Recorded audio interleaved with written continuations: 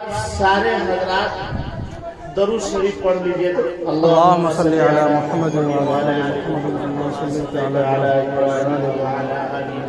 इन्नका हमीदुम मजीद। अल्लाहुम्मा बारिक अला मुहम्मद व अला आलि मुहम्मद कमा बारकता अला इब्राहीम व अला आलि इब्राहीम इन्नका हमीदुम मजीद।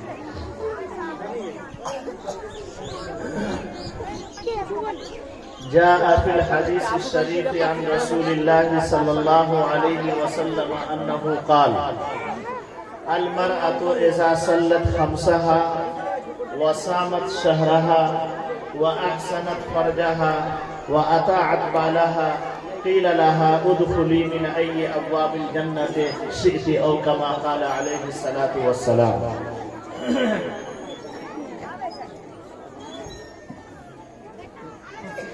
मुअज़्ज़ज़ हजरात,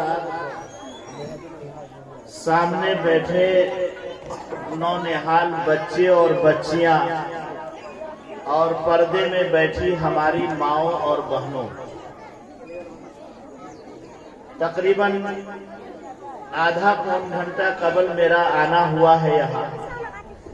बच्चे और बच्चियों का प्रोग्राम मैंने भी सुना, वहाँ जहाँ हमारे ठहरने का इंतजाम था वहीं से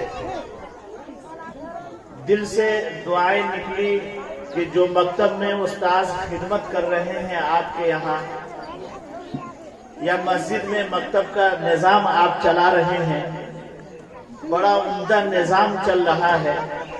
बच्चों ने भी बहुत अच्छा प्रोग्राम पेश किया और बच्चियों ने भी बहुत खूबसूरत प्रोग्राम पेश किया, और यही बच्चे और यही बच्चियां कल समाज के सुधार का काम करने वाले बनेंगे। और इन्हीं बच्चों में से कोई अपने वक्त का अल्लामा बनेगा, कोई डॉक्टर बनेगा, कोई इंजीनियर बनेगा, कोई मास्टर बनेगा, कोई प्रोफेसर बनेगा। और हमारी जो बच्चियां आज के मकतब में पढ़ रही हैं, यही बच्चियां आगे चल कर के कोई खदीजा के रूप में जाहिर होंगी, कोई हजरत आयशा सिद्दीक़ा रज़ी अल्लाह ताला अन्हा के रूप में निकलेंगी, कोई हजरत फातिमा रज़ी अल्लाह ताला अन्हा का किरदार अदा करेंगी। ये किरदार आज सीख रही हैं उन मकतब में, और ये बच्चे सीख रहे हैं उन मकतबों में। इंशाअल्लाह कल यही किरदार अदा करेंगे। मेरी माँ और बहनों, इस वक्त असलन तुमसे मुखातब है। हमने एक हदीस पढ़ी है, उस हदीस को की तशरीह करनी है और उसके बाद गुजर जाना है। मेरी माँ और बहनों, समझो जरा बात को। जब तक हमारी माँ और बहनों ने अपना इस्लामी किरदार अदा किया है, उस वक्त तक समाज में इस्लाह का काम होता रहा है और समाज और सोसाइटी तरक्की करती रही। और जब से हमारी माओ और बहनों ने अपना किरदार अदा करना छोड़ दिया, गैरों के तरीके को अपना लिया, उठने बैठने, सोने जागने, खाने पीने, चलने फिरने, रहने सहने और अपनी औलाद की तरबियत में इस्लामी तरीके को छोड़ दिया, तो आज उन्हीं माँ और बहनों की गोद में पलने वाला बच्चा आज समाज का सबसे बड़ा क्रिमिनल बन जा रहा है।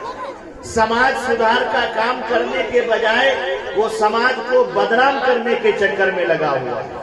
और बाज औलाद अपने माँ बाप के लिए समाज में नक्कटी का जरिया बन जाते हैं, रुसवाई का जरिया बन जाते हैं। ऐ मेरी माँ और बहनों, तुम्हारे ऊपर जरूरी है कि तुम अपने इस्लामी किरदार को अपने सीने में मोजज़न करो और उसको समाज में नाफिज करने की कोशिश करो। ऐ मेरी माँ और बहनों, आपको शायद मालूम नहीं है या मालूम है, लेकिन आपका ध्यान उधर नहीं जाता है। आप जरा गौर से सुने कि औरत की हालत जानवर से भी बदतर समझी जाती थी अरब की सरजमीन में। इतना बुरा हाल था, इतना बुरा हाल था कि तारीख में लिखा हुआ है कि हामला औरत गुजरती, चंद नौजवान उसको पकड़ लेते और बरछा और भाला ला करके उसके पेट को फाड़ देते اور اس سے بچے کو نکال کر ختم کر دیتے، اور یہ کام وہ اس وقت اس لیے صرف کیا کرتے تھے کہ ممکن ہے کہ پیٹ میں پلنے والی کوئی بچی ہو، وہ بچی پیدا ہوگی تو ہم کو سماج کے کسی لڑکے کو داماد بنانا ہو، اس لیے حاملہ عورت کے پیٹ کو پھاڑ کر بچے کو نکال کر مار دیا کرتے، اور سسٹم اتنا آگے بڑھایا ان لوگوں نے ظلم کا کہ اگر بچی پیدا ہو جاتی تو خود ماں جس نے 9 مہینے پیٹ میں پالا ہے، اب اندازہ کیجئے کہ ایک ماں اپنے بچے کو پیٹ میں 9 مہینے رکھتی ہے، کتنی پریشانیوں سے دوچار ہونا پڑتا ہے ایک ماں کو، رات کو صحیح سے نیند نہیں آتی ہے، دن کا سکون چھن جاتا ہے، کروٹیں صحیح سے نہیں لے پاتی ہیں، اور جس وقت پیدائش کا مرحلہ آتا ہے جو پریشانی عورت جھیلتی ہے وہ بچہ جننے والی عورت ہی اس کو محسوس کر سکتی ہے، کوئی مرد اس کا احساس نہیں کر سکتا ہے۔ لیکن ظلم اتنا بڑھ گیا تھا کہ اگر کوئی بچی پیدا ہوتی تو خود ماں اپنے ہاتھ سے گڈھا کھود کر بچی کو گڈھے میں دفن کر دیا کرتی تھی۔ اے میری ماؤں اور بہنوں، ظلم عورتوں پر یہاں تک پہنچ گیا تھا۔ ایک صحابی ہیں، وہ اپنا زمانے جاہلیت کا واقعہ بیان کرتے ہیں کہ میری عورت حاملہ تھی اور میں کہیں سفر میں جا رہا تھا، میں نے اپنی بیوی سے کہا کہ دیکھو اگر لڑکا پیدا ہو تو فلاں نام رکھ دینا، اور اگر لڑکی پیدا ہو تو اس کو زندہ دفن کر دینا۔ اب بتلاؤ کہ عورتوں پر کتنا بڑا ظلم ہوتا ہے۔ چنانچہ پیدا ہوئی لڑکی، ماں تو بہرحال ماں ہے، کتنوں سخت دل ہو جائے، سوچا باپ تو ہے نہیں، چلو اس بیٹی کو چھپا لیتے۔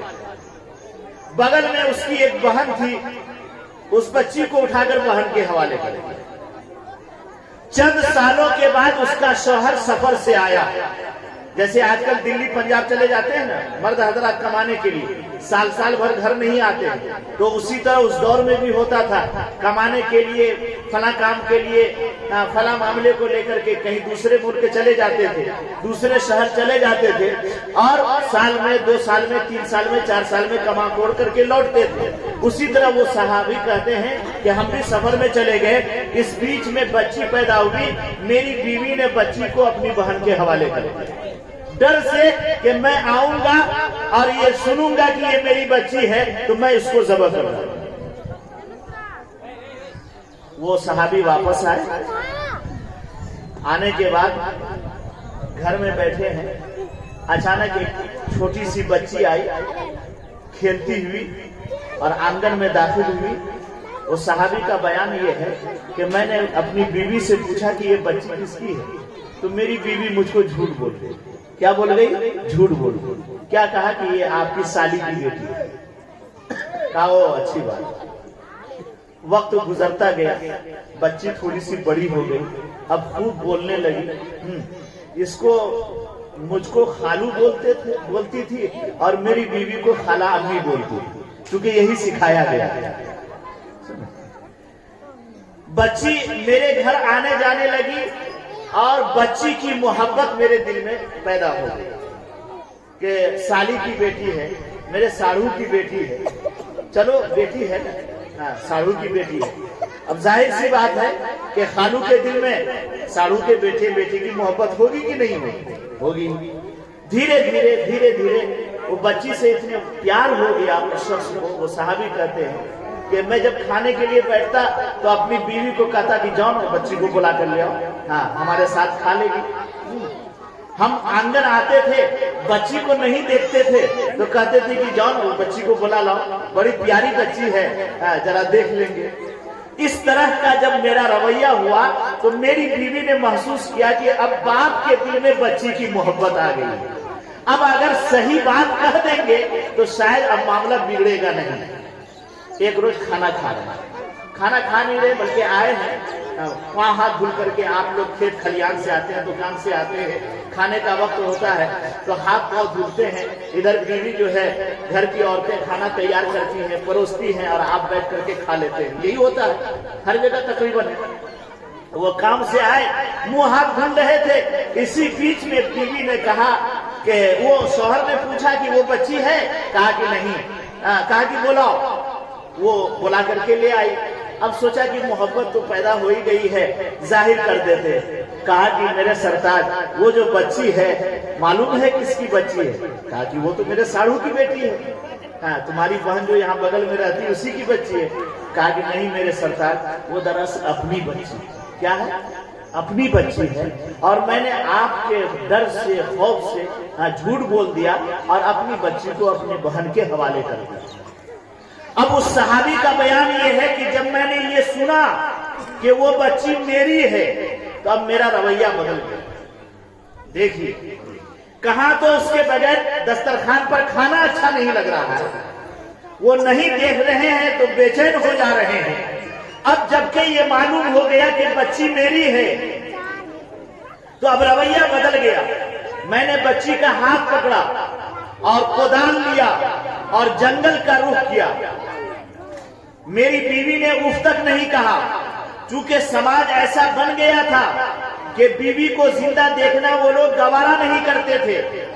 कुरान ने भी तज़किरा किया है, वइदा बुश्शिरा अहदुहुम बिल उनसा ज़ल्ल वजहुहु मुस्वद्दा व हुवा कज़ीम यतवारा मिनल कौम। कि कुरान कहता है कि अगर किसी के घर में बच्ची पैदा हो जाती और अगर उसे कहा जाता कि तुम्हारे घर में बच्ची पैदा हो गई है, ज़ल्ल वजहुहु मुस्वद्दा, तो उसका चेहरा सियाह पड़ जाता, काला पड़ जाता, और वो कौम के खौफ से मारे शर्म के सर छुपाए फिरता था कि समाज के लोग को हम कैसे मुंह दिखाएंगे कि हमारे घर में बेटी पैदा हो गई। अब अंदाजा कीजिए मेरे भाइयों, उस सहाबी ने हाथ पकड़ा, कुदाल लिया और जंगल का रुख किया। जंगल पहुंचे और उसका बयान ये है कि मैंने गड्ढा खोदना शुरू किया। गड्ढा खोदना शुरू किया, उसके बाद मिट्टियां उड़कर मेरे ऊपर पड़ने लगी। वो प्यारी सी बच्ची अपनी छोटी छोटी उंगलियों से मेरे बदन से मिट्टी झाड़ रही है और बड़े प्यार भरे अंदाज में कह रही है कि अब्बू जान, दोपहर का वक्त है, चिलचिलाती धूप है, परेशान हो रहे हैं, गड्ढा क्यों खोद रहे हैं? चलिए ना, हमें भी भूख लगी है, आपको भी भूख लगी होगी, अम्मी इंतजार कर रही होगी। ये सहाबी कह रहे हैं, लेकिन बच्ची तो ये बयान कर रही है, लेकिन बाप का कहना यह है कि मैं बच्ची की बात कुछ भी नहीं सुन रहा। मुझे भूत सवार है कि मेरे घर में बच्ची पैदा कैसे हो गई, उसे हर हाल में दफन कर देना है। गड्ढा खोद लिया, मैंने बच्ची के दोनों बाजू को पकड़ा और गड्ढे में पटक मारा। अब भी बच्ची सोच रही है कि अबू मुझसे मजाक कर रहे हैं। अंदाजा कीजिए, उस सहाबी का बयान है कि अब्बू, आप मुझसे मजाक क्यों कर रहे हैं? मुझे आपने गड्ढे में क्यों डाल दिया है? मेरे ऊपर मिट्टी क्यों डाल रहे हैं? हाँ, बच्ची तो ये कह रही है, लेकिन बाप मिट्टी डाले जा रहा है, मिट्टी डाले जा रहा है। बच्ची की कमर तक जब मिट्टी आ गई और कमर तक मिट्टी में दब गई तो अब बच्ची रोने लगी, चीखने लगी, चिल्लाने लगी कि अब्बा आप मुझे क्यों दफन कर रहे हैं, क्यों जिंदा मार रहे हैं? आखिर मेरा कसूर किया है? मैं जो पैदा हुई हूं, मुझे अल्लाह ने पैदा किया है।